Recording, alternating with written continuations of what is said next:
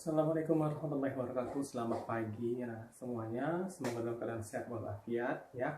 Nah, berjumpa lagi dengan mata pelajaran kita. Nah, pada hari ini kita akan melanjutkan pertemuan kita di minggu lalu. Mudah-mudahan apa yang akan saya sampaikan nanti kalian akan memahaminya. Dan jika ingin ada yang ingin ditanyakan atau tidak paham dengan apa yang akan saya sampaikan nanti, silahkan ditanyakan ya. Nanti akan saya jawab apa yang akan kalian tanyakan semuanya. Oke, untuk mempersingkat waktu langsung saja kita masuk ke pembahasannya. Konsep pengukuran ya. Pengukuran merupakan proses membandingkan suatu besaran yang diukur menggunakan besaran lain yang sudah ditentukan skala dan satuannya. Jadi hasil pengukuran tunggal biasa ditulis sebagai berikut. Jadi X sama dengan X0 lebih kurang tambah kurang delta X, di mana X adalah nilai besaran yang diukur, sedangkan X0 adalah hasil pengukuran yang terbaca, dan delta X adalah ketidakpastian pengukuran atau sama dengan setengah dari skala terkecil alat ukur. Nah, jadi di sini kita akan mempelajari beberapa jenis contoh-contoh dari pengukuran dalam besaran di fisika. Yang pertama, pengukuran panjang. Pengukuran panjang di sini salah satu contohnya itu adalah dengan menggunakan mistar. Atau mistar apa? Atau roll ya. Nah, mistar bisa disebut penggaris atau memiliki skala terkecil dari 1 mm,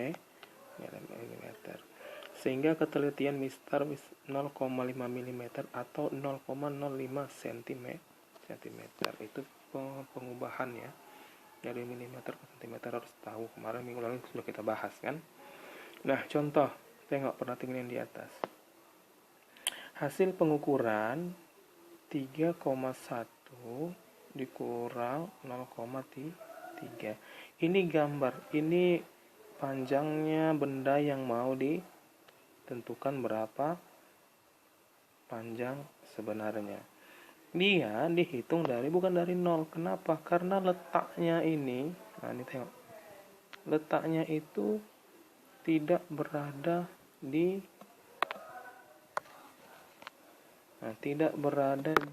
angka 0, tapi kalau kita hitung 1, 2, 3, berarti 0,3. Nah, dia dihitung dari 0,3 awalnya. Kemudian pada panjangnya 3,1 ya, 3 satu garis di belakang 3. Makanya untuk hasil pengukurannya panjang yang terbelakang dikurang dengan di depan.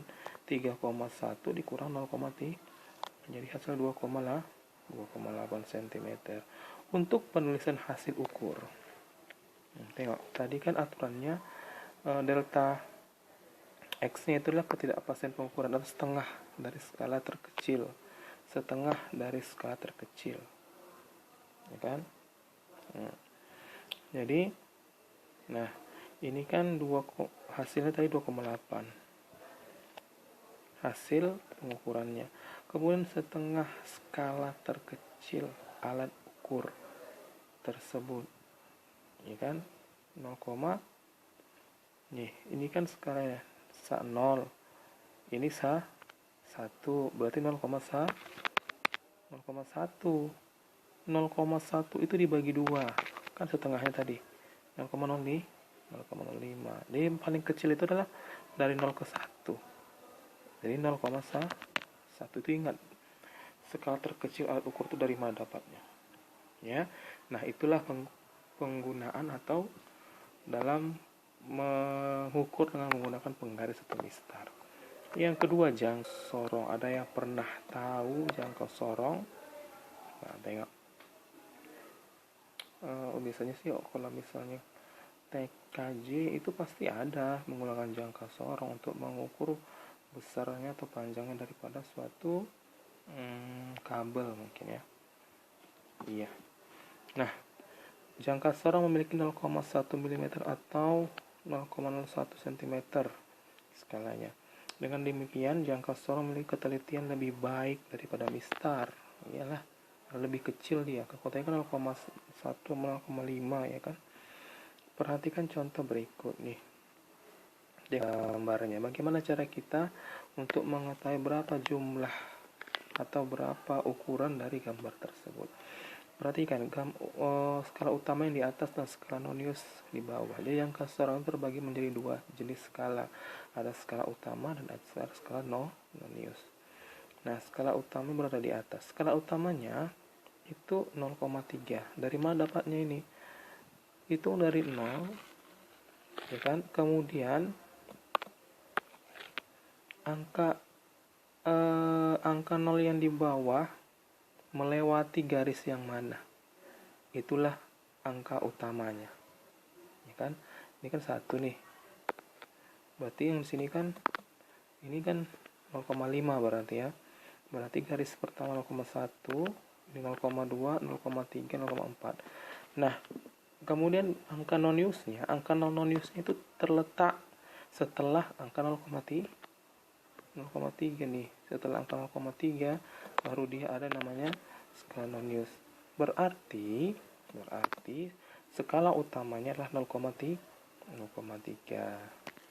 Nah, kemudian skala noniusnya itu lihat garis yang berhimpit tegak lurus, sejajar atau sejajar. Kalau ini dengan ini kan belum sejajar ya, lagi belum sejajar. Atas sama bawah, garis utama dari skala utama dan garis dari skala nonius, dia harus sejajar. Carilah di sini yang sejajar dengan di atas. Nah, kalau sudah ada, baru kita dapat. Nah, ini kan sudah dapat nih, dilingkari nih, ya kan, sudah dilingkari dia yang sejajar atas sama bawah. Kalau dihitung ini 0, ini 5, ya kan, berarti 1, 2, 3, 4, berarti 3. Di nomor 3, di garis ketiga lah dia berhimpit, kan gitu kan. Nah, berarti 3 ini kan tadi skalanya 0,01 cm, berarti 3 dikali 0,01 cm, artinya 0,03 cm. Nah, kemudian dijumlahkanlah antara skala nonius dengan skala utamanya. 0,3, maaf ini cm ya, bukan meter. 0,3 cm ditambah 0,03 cm menghasilkan 0,33 cm. Jadi hasil dari gambar ini pengukurannya adalah 0,33 cm. Kemudian ada yang namanya mikrometer sekrup. Ini kalau mengukur besarnya atau diameter guli, pokoknya kecil-kecil seperti kelereng atau yang lain-lainnya. Ya, jadi mikrometer sekrup ini memiliki ketelitian lebih baik daripada dua alat sebelumnya, mistar ataupun mikrometer atau jangka sorot, yaitu 0,01 mm. Alat ini bisa digunakan untuk mengukur diameter kawat, ketebalan kertas, bahkan kertas bisa diukur berapa tebal dia, dan benda-benda kecil lainnya. Nah, contoh nih gambarnya nih. Bagaimana cara kita menghitungnya? Ini ada guli di tengah-tengah diukur. Inilah yang mau kita baca. Nah, kalau kita besarkan jadi seperti ini. Nah, tengok. Dalam membaca ini juga kita lihat skala utamanya. Ada skala utama, ada skala nonius. Skala utamanya itu yang ini. Yang skala noniusnya itu yang sebelah kanan. Jadi putar-putar. Nah, seperti tadi yang di atas, skala utamanya dulu dilihat. Mana dia itu yang dilewati angka berapa. Ini gitu juga. Nah, ini yang dilewati kan, ini kan angka 1, 2, 3. Ini ada garis lagi situ. Udah terlewati sedikit. Ini kan. Nah, makanya dia sudah masuk ke 0,5. Berarti 3,5. Makanya skala utama tertulis di 3,5. Sekarang kita masuk ke skala nonius yang sejajar dengan garis ini. Nah, yang sejajar dengan garis itu letaknya itu berada di garis kedua setelah angka 10, berarti 12. Nah, maka 12 dikali 0,01 berarti 0,12.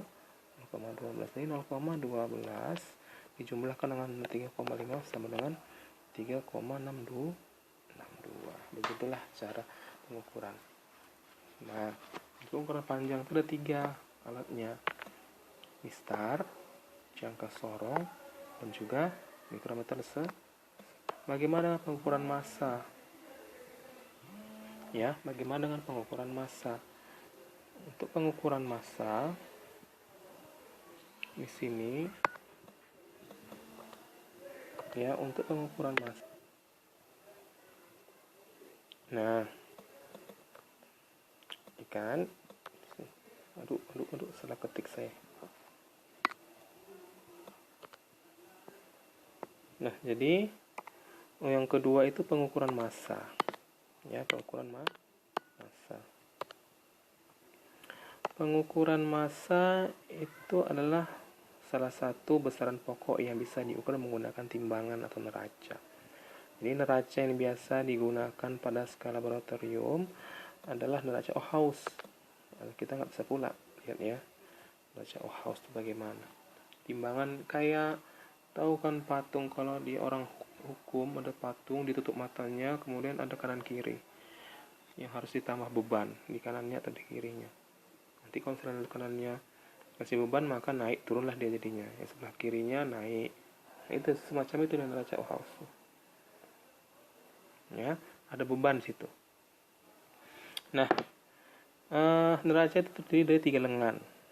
Lengan belakang skalanya 0 sampai 500, lengan tengah 0 sampai 100, lengan depan 0 sampai 10 gram.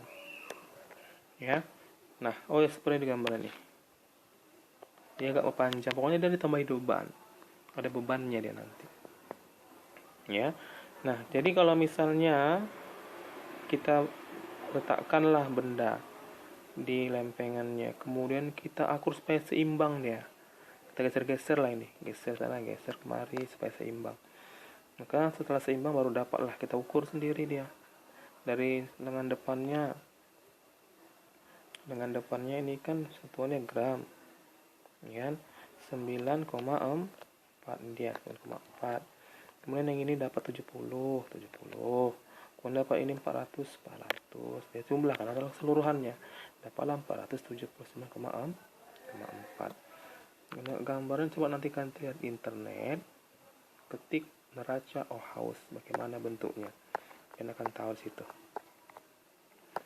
Nah, kemudian pengukuran arus dan tegangan listrik. Nah, ini menggunakan amperemeter. Pengukuran arus listrik menggunakan amperemeter, sedangkan pengukuran tegangan listrik menggunakan voltmeter. Jadi jangan salah. Ya, ada alat ukurnya namanya apa. Jadi jangan salah. Ya, gambar alatnya adalah sebagai berikut. Nih, untuk mengukur kuat arus dan tegangan listrik. Jadi hasil pengukuran amperemeter di atas kelas sebagai berikut. Diperhatikan hasil pengukuran. Skala jarum dibagi skala akhir dikali batas ukur. Maka skala jarumnya itu menunjukkan arah 60. Nah, skala akhirnya berapa? Tengok ini total keseluruhan. Nah, di akhir 100. Kalau dia misal 200 maka bagi 200. Dikali batas ukur. Batas ukur ini di sini sebelah kiri dia. 5. Berarti sama dengan 3 ampere. 60 bagi 100 kali 5 sama dengan 3 ampere. Nah, ini susah nih kalau misalnya nggak ada alatnya kita mengukur ya. Yang kelima, kita baca dulu teorinya. Pengukuran volume benda tak beraturan. Ya, bisa menggunakan gelas ukur yang diisi oleh benda yang diukur volumenya. Pertambahan volume pada gelas ukur menunjukkan volume benda tersebut. Jadi mengukur yang nggak ada punya bentuk bisa kita ukur volumenya. Seperti misalnya batu, kan batu kita nggak bisa melihat itu bentuknya persegi kah, bentuknya bulat sempurna kah, ya kan tidak, maka kita bisa mengukur volumenya. Nah, pertama isi dulu gelas ukur dengan air, terserah mau berapa mili, tapi dicatat ya, di sini diisi 50 mili. Kemudian yang kedua, setelah diisi air masukkanlah benda yang tadi kita tidak tahu ukurannya bentuknya bagaimana, atau batu tadi. Setelah ditambah batu tadi, maka naiklah airnya menjadi angka 100. Maka volumenya itu volume yang kedua setelah ditambah bendanya dikurang volume yang pertama yang belum ada tambah bendanya. Maka 100 dikurang 50 sama 50 ml. Itulah bagaimana cara kita mencari volume yang tidak tahu bentuk dari bendanya. Nah, yang terakhir ya. Pengukuran waktu. Pengukuran waktu ini digunakan ya menggunakan stopwatch. Gampang kita melihatnya. Karena kita ini kalau stopwatch sudah kita ada di jam tangan atau di handphone, kan gampang kita membacanya kan. Nah, kalau misalnya dengan alat ini yang biasanya digunakan sama guru olahraga nih. Nah, jadi bagaimana cara melihatnya? Nih, yang besar itu menit. Yang kecil itu menit, sedangkan jarum yang besar itu menunjukkan angka detik. Makanya kan kalau misalnya dia dihidupkan, ini cepat nih bergerak, titit. Nah, itu menunjukkan detik atau second. Nah, setelah diberhentikan, maka lihatlah di sini angka berapa yang kena. Kalau di sini angka 2, maka 2 menit. Kalau di sini angkanya angka 12, maka dia 12 detik. Berarti hasilnya adalah 2 menit 12 detik. Itu untuk pengukuran waktu dengan menggunakan stopwatch. Kita coba tengok. Ini ada contoh ya. Contoh soal. Andi akan mengukur volume sebuah kelereng. Setelah diukur, diameter kelereng Andi ditunjukkan oleh gambar berikut. Ini mengukur volume, tapi harus tahu dulu diameternya berapa. Tengok di sini gambarnya. Kira-kira kalau kita tengok gambarnya dapat nggak berapa? Nah, tengok nih pembahasannya.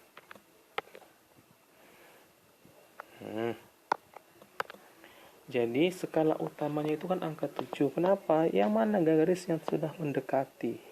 Kira-kira ini gambar ini alatnya apa ini? Jangka sorong, mistar, atau mikrometer skrup? Nah, jangka sorong, mistar, atau mikrometer skrup? Mikrometer skrup, iya. Nah, jadi ini angka yang mendekati garis adalah 5, 6, 7. Ditambah ini 30, 31 ya kan? 31, 32, 33, baru 31. Ya udah dapat dia 7,31.